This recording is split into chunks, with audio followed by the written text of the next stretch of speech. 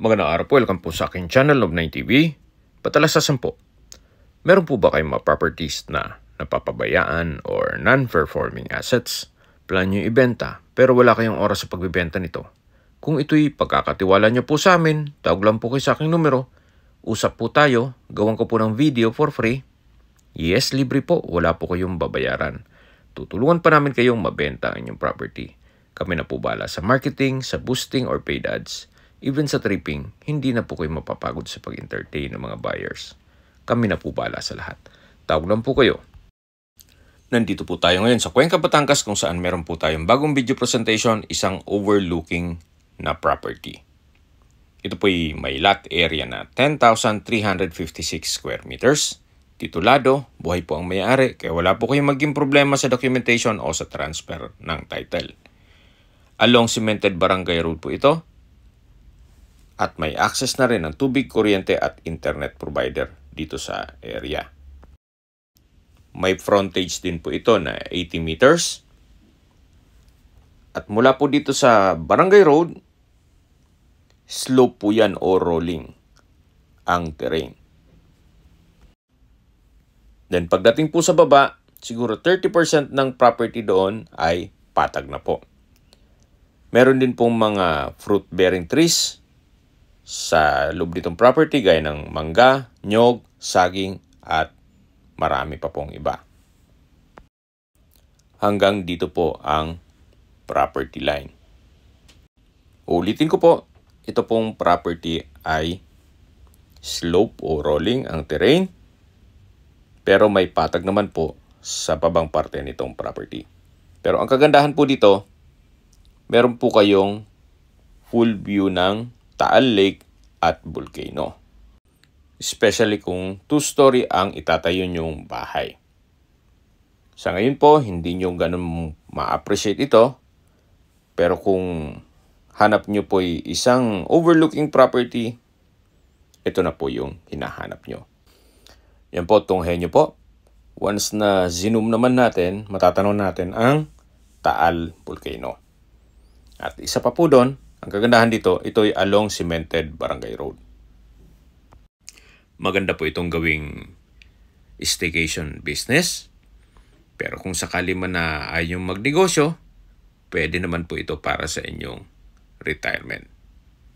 Habang pinagmamasdan niyo po at naglilibot po tayo, pag-usapan na natin ang distance, location at travel time. Ito pong property ay malapit din sa National Highway. Ang distance is 3.4 kilometers at ang travel time is 11 minutes.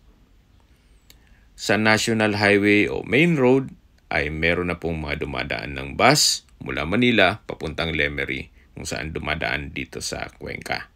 Kaya accessible po ito ng public transportation.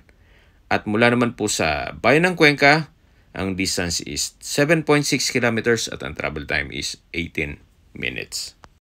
Kompleto na rin po doon gaya ng public market, groceries, convenience store, drugstore, banks, remittance center, school, church at hospital. Yan po yung lagi kong binabagit sa aking video na dapat nyo i-consider sa paghanap ng property yung meron pong malapit na hospital. Hindi ko naman po sinasabing sakitin kayo, yan naman po for emergency purpose lang naman. At mula naman po sa Batangas City, ang distance is 27.5 kilometers at ang travel time is 49 minutes. Mula naman po sa Lipa City, ang distance is 13.2 kilometers at ang travel time is 39 minutes. Mula naman po sa Startol, Tambo Exit, ang distance is 10.1 kilometers at ang travel time is 23 minutes. Mula naman po sa Manila o sa airport, ang distance is 83.4 kilometers at ang travel time is 1 hour and 50 minutes. Kung manggagaling po kayong Manila papuntang Cuenca, ang daan nyo po ay South Luzon Expressway o SLEX all the way to Startol. Then, Tambo Exit, 10.1 kilometers lang po ang distance papunta dito sa property. Kaya, napakalapit lang po. Within 2 hours, nandito na po kayo kasama na ang traffic. Okay, sa presyo na po tayo. Binebenta po ito ni owner sa halagang 1,900 pesos per square meter. Kung may mga katanungan po kayo, tawag lang po kayo sa aking numero. Sa mga kababayan naman natin nasa ibang bansa, meron po akong Telegram. Sa mga iPhone user man, may iMessage. Meron din pong Imo, Skype, Viber at WhatsApp. Same number lang po, 0917-316-33 Sa mga nagtatanong naman po ng aming Facebook, meron po aming Facebook page na Nov9TV at Facebook Reels Video. Meron din pong TikTok at Instagram. Meron din po kami ibang YouTube channel na The Nov9TV Channel at Nov9TV Listings. Sana po naibigyan nyo ang video presentation. Paki-like and subscribe na lang po sa aking channel para ma-update din po kayo sa aking future listings. Kung sakali po hanap nyo yung mas malaking sukat ng lupa, meron din po kami ibang listings na pwede nyong pagpilian. Huwag po kayo mag-atubiling tumawag sa amin, then let us know your budget para malaman namin kung anong property pwede naming erok sa inyo. Sa lahat pong viewer, subscriber at nagtiwala po sa amin, salamat po sa suporta. Ingat po kayo lagi at yung pamilya. Maraming salamat po. Maisingit ko lang po, ganito po ang magiging disenyo ng bahay nyo kung sakaling ma-acquire nyo ito. Para may idea lang po kayo.